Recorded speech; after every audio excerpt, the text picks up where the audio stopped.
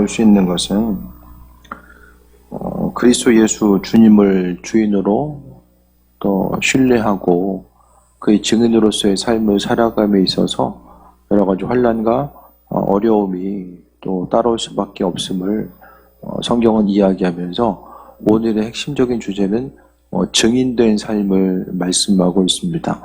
오늘 본문은 예수님 당시에도 이야기하지만 시대적인 상황들을 보게 되면 예수님 이후에 박해받는 공동체, 특히 이제 요한복음은 어쨌든 그 요한의 가르침, 그러니까 그리스도 예수 주님에 대해서 이해했었던 요한의 말씀을 중심으로 해서 모였었던 이런 공동체가 있었을 것으로 보여지고, 그 공동체는 다 이제 주님의 제자들이죠. 환난과 어려움, 그리스도 예수를 믿는 것 때문에 환난과 어려움을 이제 처하게 됩니다. 그들에게 있어서 오늘 맹인되었다가 또 눈을 뜨게 된 이 한 사람은 정말로 이제 그 뒤에 있어서 믿음의 공동체들에게 그리스도 예수를 증거하는 삶이 어떠해야 되는지를 좋은 예로서 우리에게 보여주고 있습니다. 9장 전체를 통해 보게 되면 9장은 우리로 하여금 치유된 소경처럼 십자가에 달린 구주 예수를 구주로 인식하고 살아감에 있어서 언제나 담대한 신앙 고백을 우리에게 요구한다라는 사실을 말씀하고 있습니다. 그래서 우리가 아는 것처럼 9장 1절에 보면은 맹인되었던 사람이 있었는데 예수님께서 땅에 침을 뱉어서 진흙을 이겨서 그의 눈에 바르게 하시고 그 사람으로 하여금 실로암에 가서 씻게 하심으로 인해서 치유받는 사건이 1절부터 12절까지의 내용 가운데 나오게 됩니다. 그러면서 오늘 13절부터 17절까지는 1차적으로 이제 바리새인들의 신문이 시작되게 됩니다. 13절부터 보면 그들이 전에 맹인되었던 사람을 데리고 바리새인들에게 갔더라라고 이야기합니다. 데리고 갔다라는 것은 어떤 종교적인 신문의 의미성도 분명하게 담겨져 있게 됩니다. 그러니까 한 사람이 이제 눈을 떴다라고 하니까 이 당시에 예수님을 향해서 수많은 사람들이 관심을 집중하고 있었어요. 그러니까 예수님이 성전에 대해서 이제 무너질 것을 예언하시는 그 순간부터 예수님은 표적의 대상이 됩니다. 수많은 사람들, 특히 이제 바리새인들이 성전이 무너진다라는 것은 하나님의 백성 공동체로서의 상징적인 그런 의미성이 있는데, 성전이 무너진다라는 것은 기득권 또 종교 공동체 이 권위와 권력 자체가 다 무너지는 것을 의미하기 때문에 그 당시에 있어서의 또 유대교에 있어서 아주 심각한 도전이 될 수밖에 없었습니다. 그랬을 때 예수님의 행하는 것 한 가지 한 가지를 바리새인들은 다 주목하고 있었음을 보게 되고, 또 그것을 통해서 오늘 소경을, 그러니까 맹인되었던 사람을 데리고 와서 신문하는 것은 이 사람을 통해서 예수님을 해하려고 하는 그런 구실을 찾고자 해서 이제 이런 맹인되었던 사람을 지금 신문하고 있는 것이 1차 신문이 13절부터 17절까지의 내용으로 나오게 됩니다. 그러면서 예수께서 14절에 진흙을 이겨 눈을 뜨게 하신 날은 안식일이라. 그리고 15절에 바리새인들도 그가 어떻게 보게 되는지 물으니 이르되 그 사람이 진흙을 내 눈에 바르매 내가 씻고 보나이다. 근데 문제가 있어요. 16절에 보니까 바리새인 중 어떤 사람 말하되 이 사람이 안식일을 지키지 아니하였으니 하나님께로부터 온 자가 아니니라 하며, 예수님이 안식일을 뭘 범한 거죠? 무슨 일 했죠, 예수님이? 치유에 행한 거? 좀 더 구체적으로 이야기하면 지인에게 침 발랐어요. 흙을 만진 거예요. 흙을 통해서 일을 했어요. 단순히 치유 사건이 아니라 안식일에 흙을 만지고 그것을 통해서 치유의 행위를 한 거예요. 그러니까 안식일을 범했다라는 것에 있어서의 출발점은 흙을 만진 것으로부터 시작되게 됩니다. 그래서 사람들이 예수님 뭐 하고 있나 항상 이 파파라치처럼 계속해서 이제 주목하고 있었던 거예요. 그러니까 이 당시에 보게 되면 율법 자체가 하나님께 나아가는 방법이 아니라 오히려 이 당시에 보게 되면 율법도 있지만 율법을 해석하고 있는 그 미시나라고 하는 율법 해석서가 있습니다. 지금으로 이야기하면 성경 주석과 같은 거죠. 성경 주석도 성경 말씀과 거의 동일한 이런 권위를 유대인들은 부여하게 됩니다. 그래서 말씀을 어떻게 해석하냐? 성경에 있어서의 그런 말씀을 너무 이제 지나치게 해석하고 그들의 생각대로 해석함으로 인해서 안식일의 핵심은 뭐죠? 쉼이죠, 쉼. 하나님을 기억하고 쉬는 게 핵심이에요. 사람으로 하여금 안식에 뭘 했느냐 안 했느냐 그게 중요한 것이 아니라 주님과 더불어 온전히 누리는 쉼의 모습이 있는데 그 안식일의 본질적인 의미성 자체가 이제 상실되게 됩니다. 그래서 안식일에 이제 흙을 만지고 사람이 눈을 뜨게 해줬다라는 것이 이제 문제로서 나타나게 됩니다. 그래서 이제 말하기를 분쟁이 나타나요. 뭐가 나냐면 바리새인들 중에서도 안식일을 지켰다라고 이야기하는 사람이 있고 그래서 이제 죄인이다라고 하지만 또 한 부류는 죄인으로서 어떻게 이런 표적이 나타나겠느냐라고 이야기하는 이런 무리들로 바리새인 내부에서도 이제 나눠지게 됩니다. 그러니까 바리새인들은 어떤 특별한 사람들이 아니라 하나님 말씀에 대해서 열심을 가지고 있었던 말씀, 그러니까 지금으로 이야기하면 좀 말씀에 대한 이 보수적인 입장을 가지고 있었던 무리가 바리새인이에요. 어떤 목회자라든지 어떤 특별한 그 제사장 그룹이라든지 어떤 특별한 사람들을 이야기했던 것이 아니라 말씀에 대한 보수적인 해석을 가지고 있었던 사람들이 바리새인이에요. 그래서 농사 짓는 사람도 바리새인이 있었고 장사하는 사람도 바리새인들이 있었다라는 거야. 그 중에 더 사도 바울처럼 지나친 열심을 가지고 있었던 사람들이 또 존재했음을 보게 됩니다. 그랬을 때 17절에 맹인되었던 자에게 다시 묻되 그 사람이 내 눈을 뜨게 하였으니 너는 그를 어떠한 사람이냐 하느냐 대답하되 선지자이니다 하니 그러니까 이 당시에 보게 되면 이 맹인되었던 사람이 할 수 있는 최고의 호칭이 선지자예요. 할 수 있는 최고의 호칭이 선지자입니다. 어떻게 생각하면 이 당시의 선지자, 바리새인들이 선지자를 생각했던 것은 율법을 능가하는 사람. 그러니까 이 선지자의 의미성은 율법을 초월하는 이 권위를 지닌 사람. 왜? 하나님의 말씀을 받아서 그대로 행했던 사람들이기 때문에 여기서 선지자라고 이야기하면 율법을 좀 더 초월할 수 있는 누군가를 이야기하는 거예요.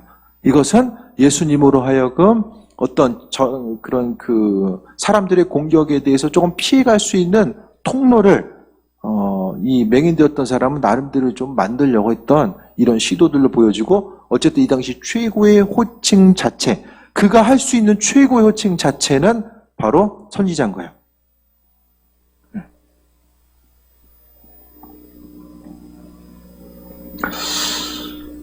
믿는 자로서 이것은 선지자라고 이야기하는 것은 이거는 신앙 고백이야.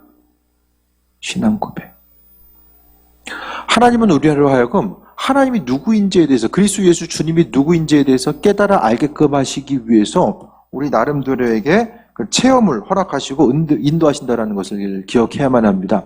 그러니까 각자의 삶을 통해서 하나님께서 허락하셨던 그 수많은 은혜들이 있어요. 크고 작은 은혜들은 다 무한한 하나님의 은혜죠. 그것을 통해서 우리가 해야 될 것은 그리스도 예수가 어떤 분인지에 대해서 깨달아 알고 그 이후에 온전한 신앙 고백.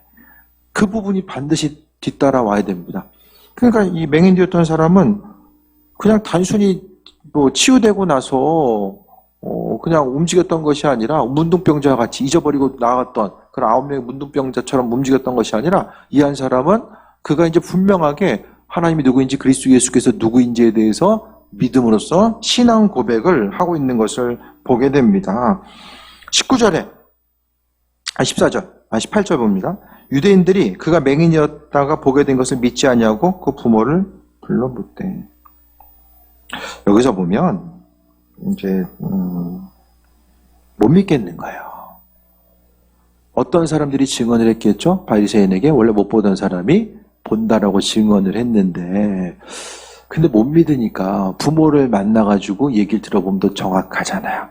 그래서 이제 부모를 불러가지고 어떻게 눈을 뜨게 됐냐라고 물어보게 됩니다. 그랬을 때에 20절에 보면은 대답하여 그 부모가 대답하여 이르되 이 사람이 우리 아들인 것과 맹인으로 난 것을 아나이다 라고 하는데 그러나 어떻게 해서 보는지 또는 누가 그 눈을 뜨게 하였는지 우리는 알지 못하나이다. 맹인은 지금 제정신이 아니에요. 눈을 뜨고 나서 지금 제정신이 아니에요. 제정신이 아니라 미쳤다는 게 아니라 머릿속에 그리스도 예수밖에 없어요. 예수님밖에 없는 거예요. 근데 부모는 제정신이에요. 자식이 눈을 떴는데 제정신이에요. 어떻게 알고 있어요? 알 수 있어요? 22절에 누구든지 유대인들이 예수를 그리스도로 시인하는 자는 출교하기로 결의하였으므로 그를 무서워했다. 지금 자녀가 눈을 떴는데 그것보다 본인이 위협을 당할까 봐 그게 훨씬 더 중요한 문제인 거죠. 그러니까 여기서는 이제 세 부류의 사람들이 나와요. 먼저는 맹인이었던 사람. 눈을 뜨고 나서 그가 예수님의 기적의 순간 그 중심에 있음으로 인해서 그가 눈을 뜨게 되죠. 눈을 뜸으로 인해서 예수님이 누군지를 알아보게 돼요. 그래서 예수가 누구인가? 그가 하나님의 아들이라는 사실을 분명하게 그가 인식하게 됩니다. 실질적인 체험을 통해서 그는 인식하게 되죠. 하지만 바리새인들은 보고도 못 믿어요. 두 번째 부류가 보고도 못 믿는 거. 그러니까 이 시대 가운데서 하나님께서 수많은 은혜와 그 풍성함, 그 많은 것들로 우리에게 비춰주셨음에도 불구하고 보고 듣고 경험했음에도 불구하고 그것을 우연으로 받아들이고 하나님의 일하심과 인도하심이라고 생각하지 못합니다. 날마다의 삶의 여정이 하나님께서 베풀어 주신 은혜라는 사실에 대해서 기억하지 못하면서 이제 살아간다는 거예요. 그렇게 하다 보면은 여기서 보게 되면 이제 두 부류가 이제 대조되고 있죠. 눈을 감았었지만은 눈을 뜬 이후에 그리스도 예수를 알아본 사람. 정상인이었지만 바리새인들 같은 경우에는 정상인이었지만은 여전히 눈에 보고도 맹인과 같이 여전히 그리스도 예수가 누구인지를 알아보지 못하는 사람. 그러니까 오늘 본문을 통해서 이야기하는 것은 누가 정말 장님이냐, 맹인 되었던 사람이 정말 누구냐, 그것에 대해서 오늘 본문은 질문하고 있는 거예요. 교회 공동체 가운데서도 마찬가지입니다. 그리스도 예수를 주인으로서 고백하는 사람. 그러니까 신앙인데 그리스도인. 제가 계속 말씀드린 것이 그리스도인이 뭐냐? 날마다 예수님 얘기만 하는 사람이 그리스도인이었다라는 거예요. 얼마나 얘기를 많이 했으면 저 사람들 그리스도인이야. 그게 이제 우리가 이야기하는 크리스찬인 거예요. 안디옥에서 출발했잖아요. 그리스도인이라는 이름이. 만나고 뭘 하든지 간에 다 그리스도 예수. 주님 얘기만 했던 수많은. 그러니까 이제 저 사람들 누구냐? 그리스도인. 교회 다니는 사람, 예수님 얘기하는 사람. 그래서 그리스도인이 된 거예요. 그들의 머릿속에는 예수님밖에 없었던 거죠. 그리고 또 한 부류가 이제 맹인으로 있었던 사람의 부모죠. 예수님이 누구인지는 알지만 시인하는 것을 두려워하는 사람. 왜 두려워합니까? 불편해지는 상황. 그리스도 예수가 누구인지 하나님의 아들로서 그가 입술로서 고백하면은 어쨌든 출교당할 수밖에 없는 이런 상황 가운데 놓여 있었기 때문에 마음이 두려운 거예요. 그러니까 이 시기에 보게 되면 수많은 사람들이 환난과 어려움과 위협 앞에 있다 보니까 예수님을 주인으로서 고백하고 살아가는 것이 부담스러웠던 거예요. 주님 당신뿐만 아니라 하늘로서 예수님께서 부활 승천하시고 난 이후에 남겨진 공동체의 삶의 여정 가운데 예수 그리스도가 하나님의 아들 되십니다라고 고백하는 것이 인생 가운데 상당한 부담과 어려움을 가지고 살아갈 수밖에 없었던 신앙 공동체를 향하여서 믿는 자로서. 그래서 이제 오늘 본문에 읽는 사람, 이 유대인의 그 맹인의 부모였던 사람, 이와 같은 입장에 있었던 수많은 사람들, 예수님이 누군지는 알아요. 그런데 그 예수 그리스도를 고백하는 것 자체는 어려움이 있는 거예요.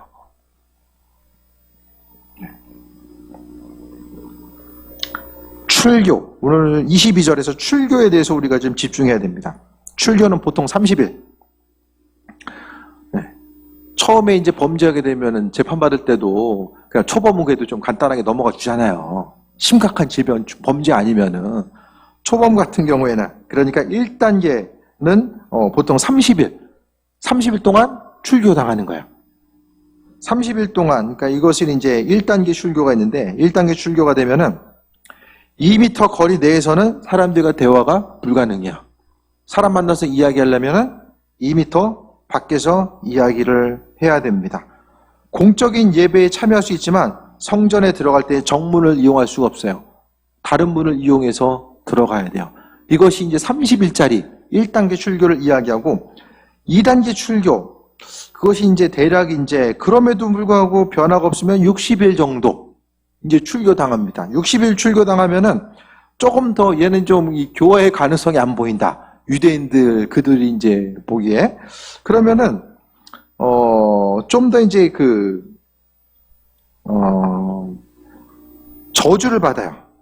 사람들로부터 이제 저주를 받고 사람들과의 교제나 성전이나 회당에 들어가는 것 자체가 금지됩니다.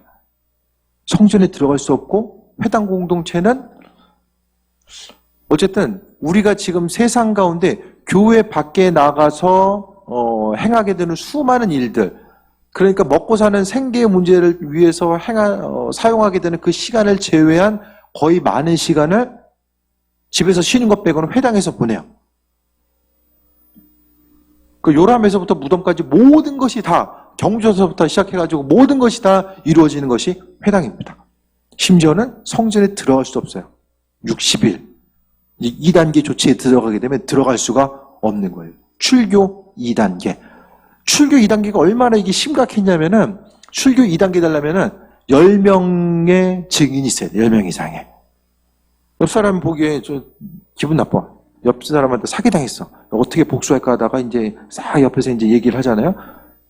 그걸로 안 돼요. 10사람 이상이 저 사람이 출교 당할 만한. 그러니까 예를 들어서 오늘 본문에 보게 되면 예수님을 하나님의 아들로서 고백한 것을 10사람 이상이 봐야지만이 이 사람이 이제 2단계 조치에 들어가는 거예요. 2단계도 안 된다. 그러면 영구적인 출교입니다. 공동체에서 완전히 아웃되는 거예요. 네. 이게 출교예요. 유대인인데 평생을 하나님의 백성으로서의 삶을 살아왔고 아브라함의 자손이라고 생각했고 일생을 통해서 하나님과의 관계성 가운데 성전에 가서 예배드리고 회당 가운데 모든 공동체 가운데 함께 했었는데 한순간에 뭐가 돼요? 유대인들 입장에서 이방인 되는 거예요. 사회적인 사형이에요. 사형. 네. 살아있지만은 사형인 거예요. 공동체에 있을 수가 없어요. 유대인인데 유대 지역에 머물 수가 없는 거예요. 그러니까 오늘 본문에 나와 있는 이 맹인되었던 사람의 어머니도 신경을 쓸 수밖에 없었던 거예요. 삶을 통해서 만나게 되는, 그러니까 이와 같은 수많은 부담감, 그리스도 예수를 주인으로서 고백한다는 이런 사실 자체가 너무나도 인류 역사상 너무나도 많은 시간 동안 스스로 고통에 대해서 감내하고 하나님의 백성으로서의 삶에 있어서 여러 가지 것들을 감내하지 않으면 안 되는 이런 상황들을 맞이할 수밖에 없었다라는 거예요. 고통의 순간. 그러니까 믿음 생활을 한다라는 것 자체가 제가 계속 말씀드리지만은 지금처럼 편안함 가운데서 예배드리던 이런 예배로서 모일 수 있었던 이런 공동체의 순간들이 인류 역사상 그렇게 많지 않았다라는 사실을 항상 기억해야만 합니다. 어쨌든 영구적으로 출교됐을 때는 사회적으로 이제 매장되는 이런 상황들이 나타나게 되는 거죠. 그래서 이 부모가 생각한 것이 자녀가 컸으니까 거기 가서 물어봐라 이렇게 이야기할 수밖에 없었던 거예요. 그러니까 이 예를 통해 보게 되면 이 한 부분이지만 이 9장을 통해서 보게 되면 그 당시에 그리스도 예수를 따르는 것 자체가 얼마나 큰 대가를 요구받았는가 그것에 대해서 우리가 볼 수 있게 됩니다. 성경 가운데 보게 되면 끊임없이 신앙생활한다라는 것은 그만큼의 어떤 하나님 나라의 백성으로서의 삶을 살아간다는 것은 대가를 치를 각오와 준비가 돼 있어야 된다는 상황을 이야기합니다. 그냥 아무것도 없는 상태에서 거기서 어떤 것을 더하기 위한 그런 신앙의 모습은 정말로 그 시기는 많지 않았다라는 거예요. 그러니까 오늘 본문 가운데 바리새인들의 1차 신문이 13절부터 17절까지 있었고 부모에 대한 신문이 18절부터 23절 그리고 바리새인의 그 맹인을 향한 2차 신문, 맹인 되었던 사람의 2차 신문이 24절부터 39절까지가 나오게 됩니다. 24절부터 이제 신문을 하는 것을 다시 한번 보게 되면 이에 그들이 맹인이었던 사람을 두 번째 불러 이르되 너는 하나님께 영광을 돌리라 우리는 이 사람이 죄인인 줄을 아노라라고 이야기합니다. 가서 어쨌든 이단의 무리 거기 있지 말고 하나님께 영광 돌리는 삶을 살아라. 예수님과 하나님을 분리시켜 놓고 지금 오늘 본문 가운데 이야기하고 있는 거예요. 그래서 25절에 대답하되 그가 죄인인지 내가 알지 못하나 한 가지 아는 것은 내가 맹인으로 있다가 지금 보는 그것이니이다. 어떻게 생각하면은 이 맹인되었던 사람은 상당히 지혜로운 사람이에요. 돌려서 이야기하는 것 같지만 자신이 하고자 하는 말은 정확하게 이야기합니다. 상황을 통해서 이야기하는 거죠. 그 어떤 말씀 가운데 논리적인 어떤 부분을 통해서 이야기하는 것이 아니라 철저하게 자신의 신앙 간증을 통해서 하나님 이런 분이야, 그리스도 예수께서 이런 분이야 저런 분이야라고 일일이 이야기하지 않아요. 그가 했던 것은 자신의 삶을 통해서 지금 증거하고 있는 거예요. 이것이 바로 이제 신앙 간증이죠. 그리스도 예수께서 나의 삶의 여정 가운데 행하셨던 크고 작은 일들을 입술의 고백을 통해서 담대하게 선포함을 통해서 예수님이 누구인지 그분께 영광 돌리는 이런 삶의 모습이 이제 나타나게 됩니다. 그러니까 우리는 그리스도 예수 주님과 이런 관계성 가운데서 그분이 누구인지를 깨달아 알고 그분께서 날마다의 삶의 여정 가운데 베풀어 주신 그 은혜가 무엇인지에 대해서 깨달아 알고, 또 중요한 것은 하나님은 이 치유함 자체가 하나님께 영광 돌리는 것, 그리스도 예수 주님의 정체성과 그분의 영광을 나타내는 것으로 이어지잖아요. 지금 이 시대 가운데서도 하나님은 우리로 하여금 어떤 간증의 주인공으로 만들어주시고 그분께서 베풀어 주신 은혜가 무엇인지를 깨달아 알게 하시는 것도 수많은 경우에 있어서 복음의 증인으로서의 삶을 살아갈 수 있도록 은혜로 이끌어주고 계신다는 거예요. 그러니까 지금까지 받은 은혜를 하나하나 헤아리면서 내 인생 살다 보니까 뭐 이런 일도 이렇게 있었구나. 그게 아니라 그분께서 베풀어 주신 은혜들이 무엇인지를 깨달아 알 수 있어야만 합니다. 26절에 그들이 이르되 그 사람이 내게 무엇을 하였느냐 어떻게 내 눈을 뜨게 했느냐. 27절에 대답하되 내가 이미 일러서도 듣지 아니하고 어찌하여 다시 듣고자 하나이까. 당신들도 그의 제자가 되려 하나이까 라고 이야기합니다. 뭘 보는 거죠? 이거 27절에 은혜 받은 자로서의 담대함이 보여요. 잘못하면 출교당한다니까요. 있는 데서 쫓겨나가지고 공동체에서 이제 매장당하는 거예요. 근데 지금 아니 쉽게 이야기하면 처음에 얘기했는데 왜 못 알아듣냐? 그것을 이야기하면서 당신도 그의 제자가 되려 하나이까라고 이제 역으로 이제 반문하는 거죠. 이게 담대함의 모습이에요. 담대함.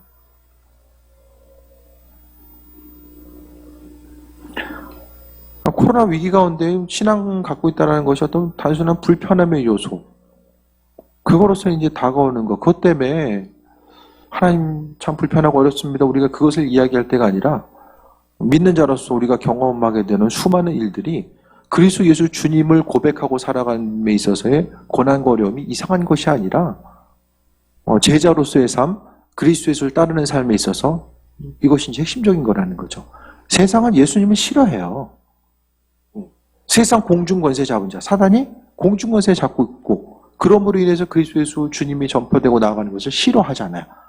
그러니까 우리가 하나님의 백성으로서 세상을 살다 보니까 고난과 어려움이 가중되는 것은 이상한 일이 아니라는 사실을 성경은 이야기하고 있습니다. 오히려 이제 다른 사람들은, 이제 바리새인들은 맹인이었던 사람을 설득하려고 하지만 이 사람은 확고한 신앙 고백, 그러니까 삶에 있어서의 전적인 가치가 지금 어디 있는 거예요? 예수님께 있는 거예요. 예수님을 향해서. 사람이 가치를 두게 되면 마음을 두고 시간을 사용하고 물질을 사용합니다. 가치를 두는 곳에 무엇인지 간에, 그러니까 예배에 참석하는 것, 예배에 마음을 두는 것과 또 예물로서 하나님께 영광 돌리는 헌신하고 봉사하는 것이 믿음 생활과 뭐 완벽하진 않지만 거의 비슷하게 갈 수밖에 없는 것은 내가 가치를 부여하는 그곳에 내가 가지고 있는 것을 마음을 쏟기 때문에 그렇다라는 거예요. 그러니까 믿음 생활을 한다라는 것 자체는 하나님께, 그리스도 예수께 마음을 쏟는 것이고, 오늘 본문 가운데서도 여러 가지 지금 생각할 것이, 스스로의 지금 눈 떴으면 뭐 해야 돼요? 이전에 하지 못했던 것 해야 되잖아요. 그거 어디서 해요? 공동체 쫓겨나가지고 다른 데서 해야 돼요? 있는 공동체 가운데서 분명히 해야 되고 누려야 될 것들이 많이 있잖아요. 그러면 있는 상황 그냥 모면하고 움직임을 댈 텐데 그렇게 할 수가 없는 거예요. 예수님이 그 안에서 불타고 있기 때문에 할 수가 없는 거예요. 은혜 받은 당사자, 말씀을 듣고 회복하고 회복되어서 은혜 받는 것. 이 당시에 지금 맹인이면 어떤 상황입니까? 못 본다는 것은 저주받은 거예요. 하나님의 백성으로부터 벗어나 있는 거예요. 저 얼마나 죄졌으면 저 맹인으로 태어났을까? 부모의 죄든 누구의 죄든 사람들이 그렇게 생각했어요. 죄의 그 어떤 핸디캡을 갖고 있다는 것은 하나님의 백성으로서의 언약으로부터 벗어난 것. 그렇게 생각했던 거예요. 28절에 그들이 욕하이르되 너는 그의 제자이나 우리는 모세의 제자입니다. 분위기를 보니까 맹인이었던 사람이 예수님의 제자처럼 행동하는 것을 본 거죠. 그런데 오늘 본문 가운데 우리는 모세의 제자. 그러니까 모세가 지금 유대인들에게 있어서 차지하는 위치가 어느 정도인지 아시겠죠? 모세가 왜 중요합니까? 율법을 받았잖아요. 시내산에서 율법을 받았잖아요. 모세가 제일 중요한 사람이에요. 아브람, 이삭, 야곱, 다윗, 솔로몬 가장 핵심적인 인물이 아브라함이야. 모세오경, 율법을 받았기 때문에 그들이 지금 율법의 한 구절 한 구절을 얼마나 중요하게 생각했는가, 그것에 대해서 우리가 오늘 28절 한 구절을 통해서도 발견할 수 있게 됩니다.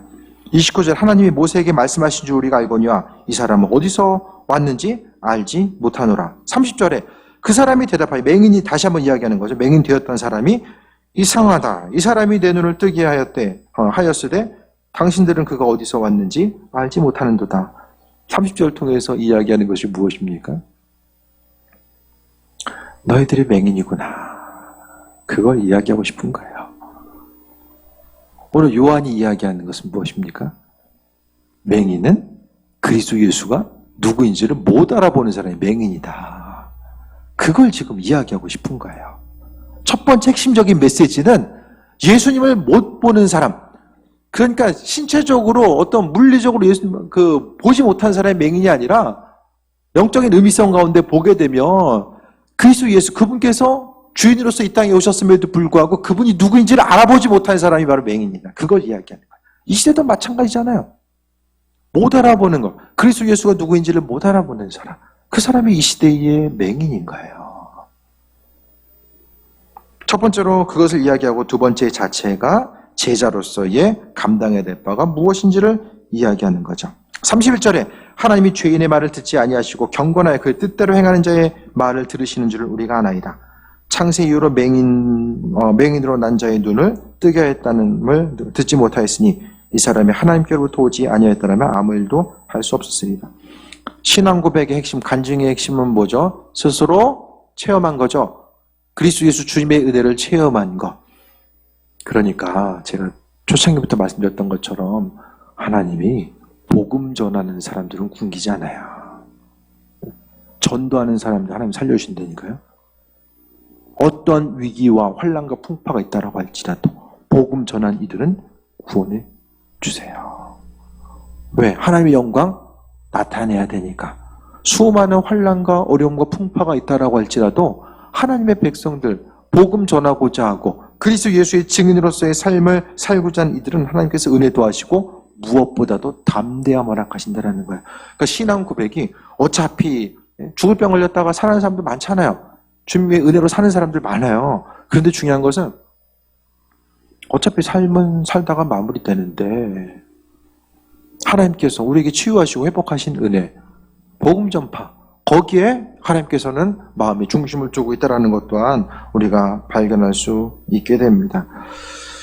34절 그들이 대답하여 이르되 내가 온전히 죄 가운데서 나서 우리를 가르치느냐 하고 이에 쫓아내어 보내니라 라고 이야기합니다.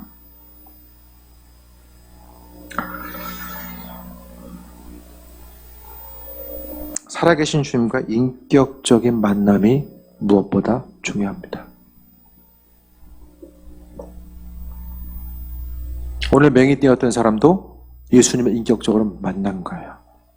인격적으로 만나니까, 인격적으로 만난다는 것은 주님이 믿어진다는 것이고 그분이 내 삶의 주인 되시는 분으로서 인식이 되고 또 그 믿음 가운데 행동하는 것을 이야기하는 거죠. 인격적으로 만난 이후에 우리는 그분을 전하는 온전한 삶의 모습이 삶을 통해서 증거되어야 된다는 것에 대해서 또한 발견하게 됩니다. 제자의 삶은 또한 고난과 박해가 따르고 거룩을 추구하는 삶은 필연적으로 또 고통에 대해서 수반하게 됩니다.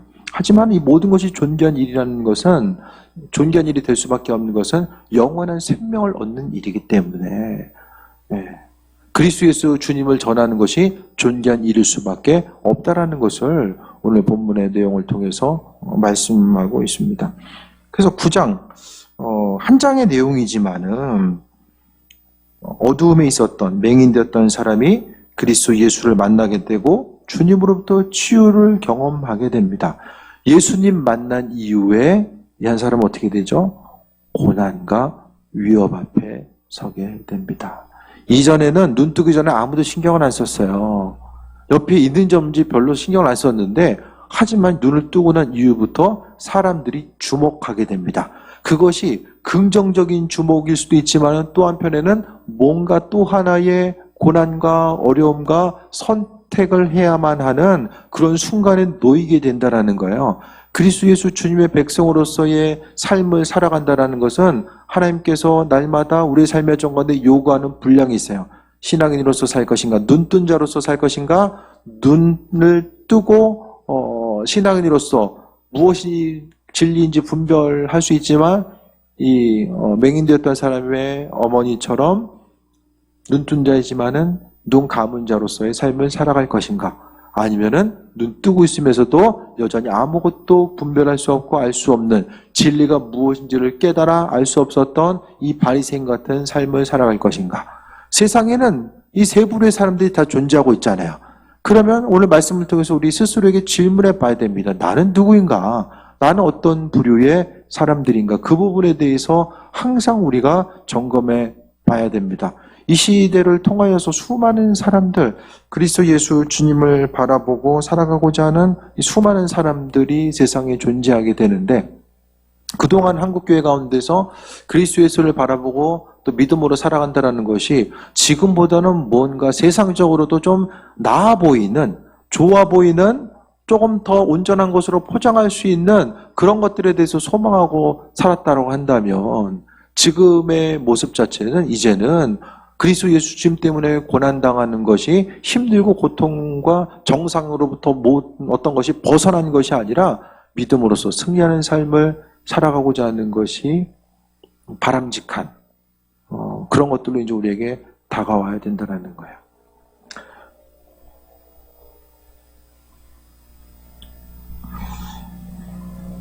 메이저 교단 신학교 같은 경우에는 예전에는 막 10대 1 넘은 적도 있었죠. 네. 서울대 나와도 대학원 들어가기 위해서 재수해야 되는 이런 일들이 한국교회 신학교 가운데 있었죠. 점점 그때는 주를 위해서 내 생명까지도 내어놓은 그런 마음도 있었지만은 뭔가 또 육신적으로 어쨌든 목회자라는 직임 자체가 세상적으로도 인정받고 뭔가 화려해 보이는 그런 부분들이 또 한 이면에 있었기 때문에 선택한 일들이 있었을 거예요. 근데 지금은 단순합니다. 주를 위해서 고생까지라도 감당하고자 하는 사람만 이제는 신학교를 갈 수밖에 없는 상황이 된 거죠. 그러니까 지금 이제 신학교 경쟁률은 점점 더 낮아질 수밖에 없고, 그러니까 주를 위해서 고난당하는 것 자체, 그것이 이제 마음속에 어떤 이상한 것이 아니라 긍정의 요소로 다가오게 되면 한국교회는 다시 한번 부흥하고, 또 그리스도 예수를 믿고 따르는 것이 내 인생 가운데 좀 손해나고 어려움이 있어도 주님을 따르겠다라고 하는 그런 마음의 결단이 있는 사람들이 앞으로 이제 교회 공동체 가운데 남겠죠. 그러면 교회는 좀 아이러니하지만은 고난 가운데서 교회는 그 본질을 회복하게 됩니다. 고난 속에서 항상 인류 역사상 또 교회 공동체는 항상 보게 되면 신앙이 참 건강했던 그 온전한 영성이 살아있던 시기는 다 고난과 박해 시기였고, 또 교회 공동체가 병들기 시작한 것은 로마로부터 333년 그때 이제 인정되고 국교를 로마가 기독교를 인정한 그 순간부터 교회가 조금씩 이제 병들고 나아가는 과정들을 이야기합니다. 수많은 사람들이 예수님 때문에 어쨌든 어려움을 경험한다라고 이야기하죠. 하지만 우리의 삶의 여정 가운데 중요한 것은 예수님은 우리의 삶의 여정 가운데 언제나 선하셨고 풍성함으로 함께 하셨고 인도하셨어요. 그러니까 고난의 순간 우리가 힘들고 어려울 때도 있지만 항상 마음과 생각을 지키고 나아가는 것이고, 그리스도 예수, 오늘 본문에 나와 있는 이 맹인되었던 사람, 출교당하는 그 위기 가운데서도 항상 그들은 주님에 대해서 인도하심 받아 나아가는 삶을 살았던 거예요. 그리스도인들이 그런데 어쨌든 완전하게 그리스도 예수를 믿는 사람들은 완전히 공동체로부터, 유대교로부터 이제 이런 완전히 벗어나게 된 것은 예수님 이후에 주후 90년, 예수님 이후 90년에 얌리아라는 종교회에서 유대교로부터 그리스도인들은 완전히 이제 출교됩니다. 그때 비로소 완전하게. 그 전에는 어쨌든 비슷한 줄기를 가지고 움직이다가 그때부터는 완전히 갈라서게 돼요. 믿는 이들로서 우리의 삶을 한번 돌아보시고, 앞서 말씀드렸던 것처럼 제자의 삶은, 제자들의 삶은 고난과 박해가 있을 수밖에 없다는 것에 대해서 생각하고, 지금 이 시간은 그리스도 예수를 바라보면서 또 한편에 있어서는 우리 스스로를 하나님의 말씀으로 또 보호할 때, 주변에 있어서의 좀 목사님들을 만나면은 되게 좀 스트레스를 좀 많이 받는 분들이 계시거든요. 그래서 그분들 볼 때마다 말씀드리는 게, 지금은 목사님 스스로를 좀 보호할 때다. 영적으로도 그렇고 육적으로도 그렇고 어떤 개개인의 신앙생활 가운데서, 위기의 순간 가운데서 어쨌든 교회 공동체의 구성원을 살피고 온전한 방향으로 나아갈 수 있도록 기도해주고 세워주는 것도 중요하지만, 지금은 주변에 만나는 분들한테 좀 그런 얘기를 해요. 스스로를 지금은 보호할 때다. 그 얘기를 좀 하거든요. 그 모든 것들이 또 목회자이기 때문에 또 교회 공동체를 하나님으로부터 또 위임 받은 자로서, 파송 받은 자로서 감당해야 될 부분들이 또 분명히 있는 거잖아요. 그러니까 모든 순간순간 자체가 지금은 어쨌든 수많은 위기와 어려움, 환난과 어려움들이 있는 이 시기를 우리가 살아가고 있지만, 성경을 통해 봤을 때에 분명히 요한복음을 통해서 믿는 이들에게 있어서의 담대함을 하나님께서 분명하게 말씀하셨고, 또 오늘 본문을 통해서 동일한 고난, 그러니까 오늘 맹인이 되었던 사람과 같이 예수님을 신앙으로서 고백하면 어려움 당할 수밖에 없었던 공동체, 단순히 출교 정도가 아니라 죽음에 이룰 수밖에 없었던 그런 그 공동체를 향해서 계속해서 지금 메시지를 지금 던져주고 있는 거죠. 그래서 이 상황 가운데 어떤 삶을 어떻게 바라보고 선택하면서 살아갈 것인가, 그 부분에 대해서 지금 이야기하고 있고, 오늘 맹인되었던 이 사람의 예는 이 시대 가운데서 한국교회 공동체, 또 이 시대를 살아가고 있는 수많은 이들에게 그리스도 예수를 바라본다는 것이 무엇이고, 신앙 공동체로서의 삶을 살아간다는 것이 무엇인가, 고난에 처한 그 신앙 공동체의 그 본질이 어떠해야 되는가를 오늘 본문을 통해서 우리가 다시 한번 발견할 수 있게 됩니다. 믿는 자로서, 은혜 받은 자로서의 담대함이 날마다 있게 되길 바라고, 그것을 통해서 주께 영광 돌리고, 하나님께서는 앞으로의 삶의 여정 가운데 그분의 영광 나타내기 위해서 우리에게 은혜 더하시고 인도하신다는 사실을 다시 한번 돌아보며 믿는 자로서 새히 먹고 승리하는 귀한 삶 되시길 축원드립니다.